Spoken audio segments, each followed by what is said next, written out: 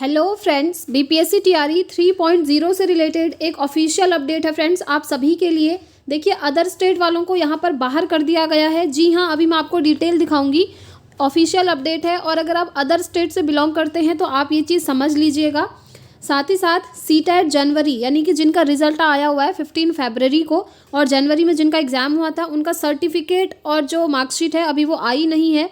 तो अगर आप बीपीएससी टीआरई 3 का फॉर्म फिल करेंगे तो वहाँ पर आपको एक चीज़ पूछेगा, सीटेट का सर्टिफिकेट नंबर डालो।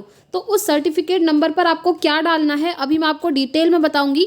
देखिए, वही सर्टिफिकेट नंबर डालना और जो पब्लिश डेट भी आपसे पूछी हुई है वो डेट भी आपको अभी यहाँ से पता चल जाएगी, क्योंकि अगर वहाँ पर आप गलती करते हैं ना तो आपका फॉर्म रिजेक्ट हो जाएगा या फिर वो एक्सेप्ट करेंगे भी तो आपका एडमिट कार्ड नहीं आ पाएगा। इसलिए इन चीज़ों का ध्यान रखिएगा। और साथ में एज रिलैक्सेशन को लेकर अपडेट है, क्योंकि बहुत सारे लोग हैं जो फॉर्म फिल नहीं कर पा रहे हैं, उनकी एज ज़्यादा हो चुकी है अकॉर्डिंग टू दिस नोटिफिकेशन। तो सारी चीज़ें हम डिटेल में जानेंगे फ्रेंड्स, बने रहिएगा वीडियो में एंड तक। तो चलिए सबसे पहले ये देख लेते हैं कि जो अदर स्टेट वाले कैंडिडेट हैं उन्हें बाहर क्यों किया गया है। तो देखिए फ्रेंड्स, यहाँ पर आप एक लिस्ट देख पा रहे होंगे। यहाँ पर कुछ स्टूडेंट्स की लिस्ट है। देखिए, यहाँ पर मैं आपको दिखा देती हूँ। ये औरंगाबाद से आई है और ये सभी लोगों के लिए है जो भी अदर स्टेट से हैं, या फिर अगर वो बिहार से भी बिलोंग करते हैं तो उनके लिए भी है। तो देखिए यहाँ पर इन्होंने क्या लिखा है, उपरोक्त विषयक अंकित करना है कि आप सभी की नियुक्ति बिहार लोक सेवा आयोग की विज्ञापन संख्या इसके आलोक में हुई है, परंतु आपके द्वारा उपस्थित शैक्षणिक प्रशैक्षणिक प्रमाण पत्रों के अवलोकन से स्पष्ट है कि आपकी योग्यता विद्यालय अध्यापक हेतु समुचित नहीं है। इतने सारे स्टूडेंट्स हैं जिनको बाहर किया गया है। तो देखिए यहाँ पर रीज़न क्या है। अदर स्टेट के जो कैंडिडेट हैं, सबसे पहले आप यहाँ पर नाम देखिए, सरिता देवी आपको दिख रहा होगा, रोल नंबर भी डाला है, 6 to 8 की हैं और हिंदी सब्जेक्ट इन्होंने डाला था 6 to 8 में। और देखिए सीटेट में 86 मार्क्स हैं और ये बिहार की निवासी नहीं है, इसलिए इनको बाहर कर दिया गया है। आप समझ रहे हैं। अदर स्टेट वाले कैंडिडेट्स के लिए ये क्लियर है कि अगर आपके सीटेट में 90 से कम मार्क्स हैं तो आप फॉर्म तो फिल कर लेंगे अभी, ठीक है, फॉर्म फिल कर लेंगे। आपका अगर सिलेक्शन हो भी जाएगा तो आपको सीधा बाहर कर दिया जाएगा, आपको ज्वाइनिंग नहीं मिलेगी। यहाँ पर आप देख पा रहे होंगे, ये जो आपको डेटा दिख रहा है ना, ये टीआरई 2 का है और ये आज ही ऑफिशियल आया हुआ है। अगर आप लोग भी यूज़ करते सोशल मीडिया तो आपको भी ये दिखा होगा। तो यहाँ से ये क्लियर होता है कि अगर आप अदर स्टेट के हैं, चाहे मेल हैं चाहे फीमेल हैं, चाहे आप किसी भी कैटेगरी से बिलोंग करते हैं, आपको सीटेट में 90 मार्क्स आने चाहिए। अदरवाइज आप फॉर्म तो फिल करेंगे और बाद में आपको नियुक्ति पत्र नहीं दिया जाएगा, ठीक है। तो ये जो लिस्ट देख रहे हैं, हर किसी कैंडिडेट का कुछ ना कुछ यहाँ पर मिसिंग है। जैसे कि आपने यहाँ पर देख लिया, ये अदर स्टेट की हैं, बिहार की नहीं है सरिता देवी, और सीटेट में 86 मार्क्स हैं, इसलिए इनको बाहर कर दिया है। ऐसे ही दूसरे नंबर पर देखिए अखिलेश कुमार, यहाँ पर रोल नंबर भी आपको दिख रहा है, 11th-12th के लिए इन्होंने अप्लाई किया था और इनका सब्जेक्ट था दर्शन शास्त्र, ठीक है। इन्होंने दर्शन शास्त्र सब्जेक्ट से डाला था, बट इनका जो पीजी था, पोस्ट ग्रेजुएशन था, वो इतिहास विषय से था, ठीक है। एस्टेट जो था इनका वो इतिहास सब्जेक्ट से है। तो अगर इन्होंने एस्टेट हिस्ट्री से किया है तो ये दर्शन शास्त्र में कैसे यहाँ पर टीचर बन सकते हैं, इसलिए इनको भी यहाँ से बाहर कर दिया गया है। ऐसे ही 3rd नंबर पर देखिए सुमन पटेल, 6 to 8 के लिए अप्लाई किया था संस्कृत सब्जेक्ट से और सीटेट में 86 मार्क्स हैं और ये बिहार की निवासी नहीं है, इसलिए इनको बाहर कर दिया गया। देखिए फ्रेंड्स, ये वो कैंडिडेट्स हैं जो सेलेक्ट हो चुके थे, जिनके बहुत अच्छे मार्क्स भी आए थे, बट सिर्फ इस वजह से किसी के सीटेट में कम मार्क्स हैं, किसी का सब्जेक्ट कॉम्बिनेशन गलत है, और कोई ऐसे भी हैं जिन्होंने पीजी यानी कि पोस्ट ग्रेजुएशन किसी दूसरे सब्जेक्ट से किया है और फॉर्म फिलअप किसी दूसरे ही सब्जेक्ट से कर दिया। आप समझ पा रहे होंगे। देखिए यहाँ पर कितने सारे स्टूडेंट ऐसे हैं।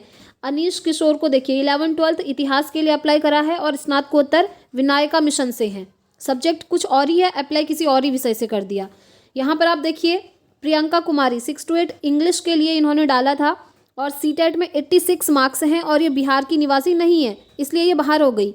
इसलिए यहाँ से ये क्लियर होता है कि अगर आप अदर स्टेट के हैं तो आपके सीटेट में 90 मार्क्स होने चाहिए, चाहे मेल हो चाहे फीमेल हो, अदरवाइज आप पास होंगे लेकिन बाद में आपको बाहर कर देंगे, ठीक है। और देखिए इंपॉर्टेंट डॉक्यूमेंट्स भी आपके पास होने चाहिए जो ज़रूरी हैं। यहाँ पर आप देखिए कोई स्टूडेंट ऐसे भी हैं, चंदन कुमार 6 to 8 सामाजिक विज्ञान के लिए अप्लाई करा है और इनका क्या हुआ है, देखिए प्रवेश पत्र और जो फॉर्म पर लाइव फोटो है वो नहीं आई है, इसलिए इनको बाहर कर दिया। यहाँ पर आप देख पा रहे होंगे। इसीलिए मैंने आपको पहले ही बोला था कि सब्जेक्ट कॉम्बिनेशन आप लोग अच्छे से समझ लीजिए, उसके बाद ही फॉर्म फिल कीजिए। मैंने सब्जेक्ट कॉम्बिनेशन को लेकर एक डिटेल्ड वीडियो बनाया है, आप चाहें तो देख सकते हैं। यहाँ पर देखिए, एक है अजीत कुमार जी, 11th-12th के लिए अप्लाई करा है संगीत सब्जेक्ट से, और इनका एस्टेट क्वालिफाई है कॉमर्स सब्जेक्ट से। अब बताइए, एस्टेट कॉमर्स से है और अप्लाई करा है संगीत से, तो इसीलिए इनको बाहर कर दिया है। ठीक है, अब ये एस्टेट होता क्या है? एस्टेट होता है, अगर आप 9th-10th के लिए अप्लाई करना चाहते हैं तो आपके पास एस्टेट पेपर 1 होना चाहिए, और अगर आप 11th-12th के लिए अप्लाई करना चाहते हैं तो आपके पास एस्टेट पेपर 2 होना चाहिए, और अगर आप 6-8 के लिए अप्लाई कर रहे हैं तो आपके पास सीटेट पेपर 2 होना चाहिए, और अगर आप 1-5 के लिए अप्लाई करना चाहते हैं तो आपके पास सीटेट पेपर 1 होना चाहिए। ठीक है, तो ये पूरी लिस्ट है। यहाँ पर आप देखिए सभी में लिखा है विषय विसंगति, यानी कि सब्जेक्ट कॉम्बिनेशन इनका गड़बड़ा गया है। और भी स्टूडेंट हैं, ये देखिए टोटल 49 स्टूडेंट हैं। यहाँ पर आप देख पा रहे होंगे पूरी लिस्ट है फ्रेंड्स। यहाँ पर देखिए, स्नातक का विषय स्पष्ट नहीं है। आपका जो मार्कशीट है ना ग्रेजुएशन का, उसमें क्लियरली सब्जेक्ट मेंशन होने चाहिए। आपके कितने मार्क्स हैं वो भी क्लियर दिखना चाहिए। देखिए, इनके मार्क्स क्लियर नहीं दिखे, इसलिए इनको बाहर कर दिया। देखिए, बीएड में 50% से कम अंक हैं। आप जानते हैं अगर बीएड में आपके 50% से कम है तो आप यहाँ पर एलिजिबल नहीं होते हैं, बट इन्होंने फॉर्म डाला, सिलेक्शन भी हुआ, लेकिन ज्वाइनिंग इनकी नहीं हो पाई है। ठीक है, ऐसे ही बहुत सारे कैंडिडेट हैं, हर किसी का कुछ ना कुछ गड़बड़ाया हुआ है। कुछ हैं जिनका प्रमाण पत्र अलग है। ठीक है, और मोस्टली आप देखेंगे जो अदर स्टेट के हैं उनके सीटेट में 90 से कम मार्क्स हैं। तो ये चीज़ें आप लोग मत कीजिएगा। ये तो अदर स्टेट की बात हो गई। मैं बिहार के कैंडिडेट के लिए भी बता देती हूँ। अगर आप बिहार के कैंडिडेट हैं, जनरल कैटेगरी मेल हैं, तो आपके भी 90 मार्क्स होने चाहिए सीटेट में, वरना बाद में आपको भी बाहर कर देंगे। और अगर आप बिहार के फीमेल कैंडिडेट हैं जनरल कैटेगरी से, तो आपके 82 मार्क्स होने चाहिए सीटेट में। और अगर आप बिहार ओबीसी से हैं, मेल हो चाहे फीमेल हो, आपके भी सीटेट में 82 मार्क्स होने चाहिए। इनको रिलैक्सेशन है। ठीक है, और अगर आप बिहार के SC ST कैटेगरी से हैं तो आपके सीटेट में अगर 75 मार्क्स भी होंगे तो आप यहाँ पर एलिजिबल हो जाएंगे। बहुत अच्छा रिलैक्सेशन है बिहार के male female SC ST category में।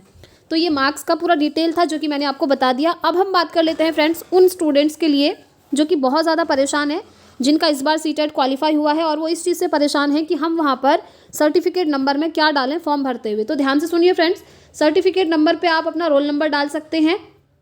ठीक है, और साथ ही साथ आपसे पब्लिश डेट पूछी है, उस डेट में आप डाल सकते हैं 15 फरवरी 2024, क्योंकि देखिए सर्टिफिकेट नंबर आपका अभी नहीं आएगा। आपका सर्टिफिकेट आने में 1 महीना लगेगा, 1 महीने के अंदर अंदर आएगा। तो अभी उसकी जगह आप लोग अपना रोल नंबर डाल सकते हैं, और 15 फरवरी 2024 ये आप पब्लिश डेट में डाल सकते हैं, क्योंकि इसी डेट पर आपका रिजल्ट आया है। मैंने आपको मॉर्निंग में भी बोला था कि 2-3 दिन वेट कर लीजिए, हो सकता है बीपीएससी की तरफ से कोई ऑफिशियल नोटिस निकल जाए, और निकलेगा भी तो यही निकलेगा कि यहाँ पर रोल नंबर डाल दीजिए सर्टिफिकेट नंबर पे, और डेट पे आप वाली डेट डाल दीजिए।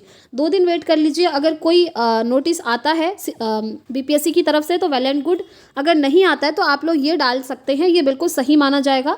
क्योंकि TRE 1 में भी बहुत सारे स्टूडेंट ऐसे थे जो अपीयरिंग वाले थे, वहाँ पर अपीयरिंग भी एलिजिबल थे, इसलिए उन्होंने भी यही चीज़ डाली हुई थी। ठीक है, तो आई होप आप लोगों के सारे डाउट्स यहाँ से क्लियर हो गए होंगे फ्रेंड्स। और नेक्स्ट सीटेट आपका जुलाई अगस्त में होने वाला है। और एज को लेकर हम बात करें तो एज रिलैक्सेशन अभी तक नहीं दिया गया है, बट यस स्टूडेंट्स द्वारा मांग की जा रही है, आंदोलन चल रहे हैं। आप चाहें तो आप भी ट्विटर पर जाकर टैग कर सकते हैं, कमेंट कर सकते हैं। जो नए चेयरमैन सर बने हैं हमारे बीपीएससी के, तो फाइनली जो भी ऑफिशियल अपडेट रहेगी आपको यहाँ से मिल जाएगी। फिलहाल एज को लेकर कोई रिलैक्सेशन नहीं है, और अपीयरिंग कैंडिडेट्स भी यहाँ पर एलिजिबल नहीं हैं। तो जितने भी सीटेट इस बार क्वालिफाई हुए हैं कैंडिडेट्स, वो आप बिल्कुल भी परेशान ना हो, आप ये कर सकते हैं। सर्टिफिकेट नंबर की जगह रोल नंबर डाल सकते हैं, और पब्लिश डेट की जगह जिस दिन आपका रिजल्ट आया है वो डेट डाल सकते हैं। बट 2 दिन आप वेट कर लीजिए, मैंने पहले भी बोला था, हो सकता है बीपीएससी की तरफ से कुछ ना कुछ नोटिस निकल जाए, जो कि निकलना भी चाहिए। उसके बाद आप लोग, अगर नहीं निकलता है तो फिर ये काम आप कर सकते हैं। और अपने डॉक्यूमेंट्स एकदम सही रखिएगा, ऐसी गलती मत कीजिएगा। अदरवाइज़ ये जो कैंडिडेट्स आप देख रहे हैं ना, 49 कैंडिडेट्स हैं, कम नहीं होते हैं फ्रेंड्स। ठीक है, आप जानते ही हैं इनके किसी ना किसी डॉक्यूमेंट में गड़बड़ी थी। ये क्वालिफाई भी हुए बट इनको बाद में बाहर कर दिया, आप देख ही पा रहे हैं। तो इन चीज़ों से बच के रहिएगा। सब्जेक्ट कॉम्बिनेशन पहले समझ लीजिए, और किस क्लास के लिए कितना % मार्क्स चाहिए वो समझ लीजिए, उसके बाद ही फॉर्म फिल कीजिए। और सबसे इम्पॉर्टेंट है सीटेट का मार्क्स। ठीक है, सीटेट में 90 मार्क्स होने ही चाहिए अदर स्टेट के सभी कैंडिडेट्स के। अदरवाइज फॉर्म तो आप फिल कर लेंगे, आप फॉर्म फिल करेंगे, आपको लगेगा अरे ये तो एक्सेप्ट कर रहा है, फॉर्म मेरा फिल हो रहा है, वो हो जाएगा नो डाउट, बट बाद में आपको वहाँ पर ज्वाइनिंग नहीं मिलेगी जब आपका सिलेक्शन हो जाएगा। ठीक है, तो ये एक छोटी सी इन्फॉर्मेशन थी फ्रेंड्स। वीडियो पसंद आई हो तो लाइक शेयर कर दीजिएगा। एंड अगर आपका कोई और डाउट है तो आप मुझसे कमेंट बॉक्स में पूछ सकते हैं फ्रेंड्स, मैं आपको पूरी कोशिश करूँगी रिस्पॉन्स करने की। और अब हम मिलेंगे नेक्स्ट वीडियो में नेक्स्ट अपडेट के साथ। Thanks for watching.